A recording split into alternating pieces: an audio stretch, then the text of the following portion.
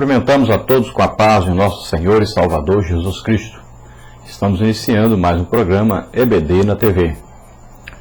Nós estamos aí nesse trimestre estudando a revista da Escola Bíblica Dominical, da CPAD, e o tema deste trimestre é os fundamentos da fé cristã e a perfeita comunhão com o Pai. Nós estamos estudando aí a primeira epístola de João. Nós temos aí como lição de número 12, que nós estaremos estudando hoje, falando sobre o testemunho interior do crente. E nós vamos aí ao nosso textual da nossa lição, que diz o seguinte: porque todo que é nascido de Deus vence o mundo, e esta é a vitória que vence o mundo, a nossa fé. Primeira epístola de João, capítulo 5, versículo 4. E a nossa verdade prática diz o seguinte: só poderemos vencer o mundo se tivermos passado pela experiência do novo nascimento em Cristo, através do Espírito Santo. Glória a Deus. Então veja bem que no nosso textual ele traz para nós que aquele que é nascido de Deus. Então existe um nascido naturalmente e existe um nascido de Deus. Então todas as pessoas que nascem no mundo são criaturas de Deus, mas ainda não são filhos de Deus. Quando alguém se torna filho de Deus, então veja bem, quando nós nascemos filhos de Adão, pois somos descendentes de Adão, e Adão tinha a semente do pecado, porque ele pecou e desobedeceu a Deus. Então todos que nascem na terra são descendentes de Adão e nascem com a semente do pecado. Nascem parecidos com seu pai, Adão. Então quando Deus olha de cima e vê o interior nosso, no reino espiritual, todas as pessoas nascem então parecidos com Adão. Assim, quando Adão nasceu, e se nós olharmos a genealogia, diz que Adão, descendente, filho de Deus. Mas quando Adão peca e nasce o seu filho, você pode ver que a Bíblia diz que é parecido, é descendente, é filho de Adão, e não é mais de Deus. Então, todos nós nascemos na terra como filhos de Adão, parecidos com Adão, porque carregamos a semente do pecado.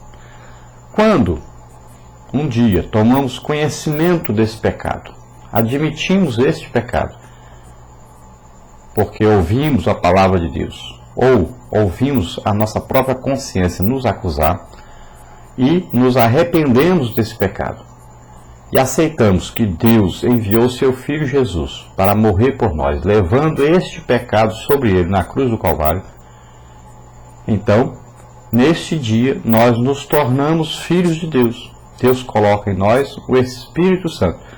Todos que são filhos de Deus têm, morando neles, o Espírito Santo. Quando é que ele passou a morar neles? A partir do momento que aceitaram a Jesus como Senhor e Salvador. Então, todos os que são nascidos de Deus, que tiveram esse novo nascimento, esse encontro com Deus, conheceram o amor de Deus, a misericórdia de Deus, conheceram a salvação através de Jesus Cristo, se arrependendo então dos seus pecados, então todas essas pessoas, todo que é nascido de Deus, vence o mundo. Vence o mundo aqui, venceu o quê? O sistema maligno do pecado. Vence o sistema governado por Satanás, ao qual nós antes pertencíamos. Nós estávamos sujeitos. Agora então, se você nasceu de novo, se você aceitou Jesus como Senhor e Salvador, você vence o mundo. E esta é a vitória então que vence o mundo. Qual é a vitória que vence o mundo? O que vence o mundo? Então, a nossa fé. A nossa fé em quê? Ou em quem? A nossa fé em Deus, a nossa fé em Jesus Cristo.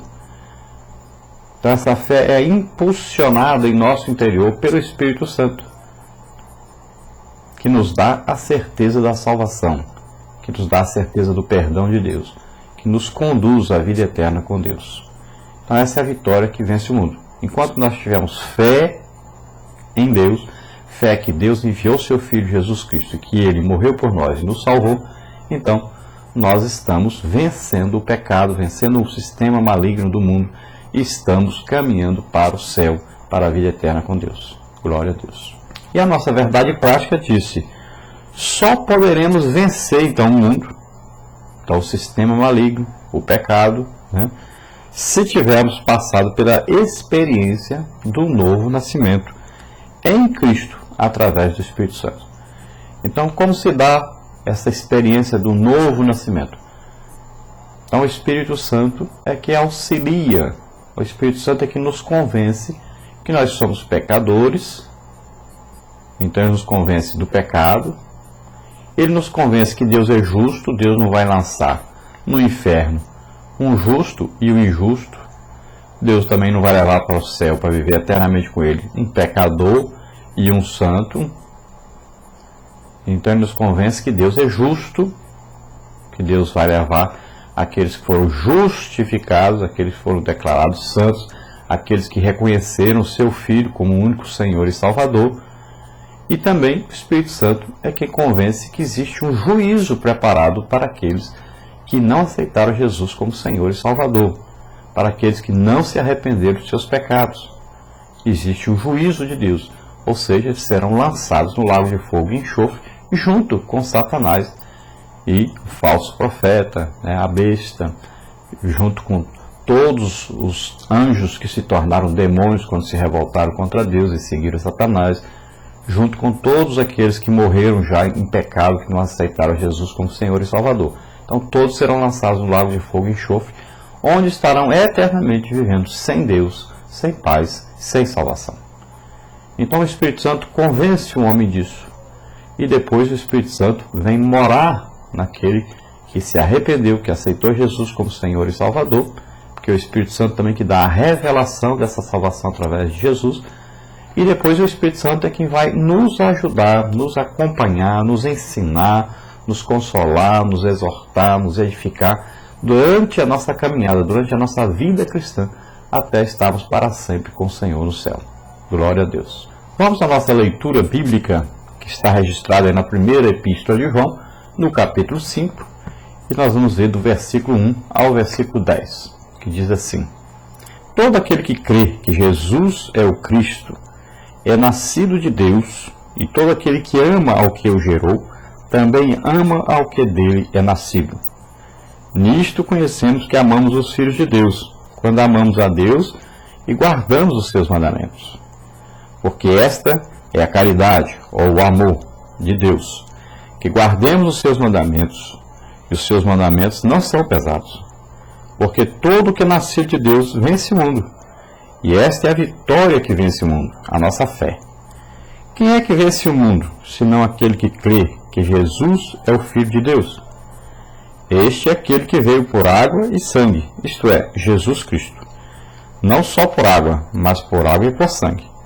E o Espírito é o que testifica, porque o Espírito é a verdade.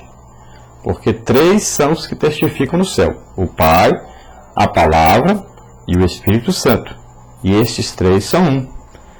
E 3 são os que testificam na terra: o Espírito, e a água, e o sangue. E estes 3 concordam num. Se recebemos o testemunho dos homens, o testemunho de Deus é maior, porque o testemunho de Deus é este, que de seu Filho testificou. Quem crê no Filho de Deus, em si mesmo tem o testemunho. Quem em Deus não crê, mentiroso fez, porquanto não creu no testemunho que Deus de seu Filho deu. Glória a Deus. Aleluia. Então vemos aí a leitura da palavra de Deus, que você encontra na primeira epístola de João, capítulo 5, do versículo 1 ao versículo 10. Então, o que significa isso? O que significa essa palavra? O primeiro versículo, ele começa dizendo, então, todo aquele que crê que Jesus é o Cristo, então, é nascido de novo.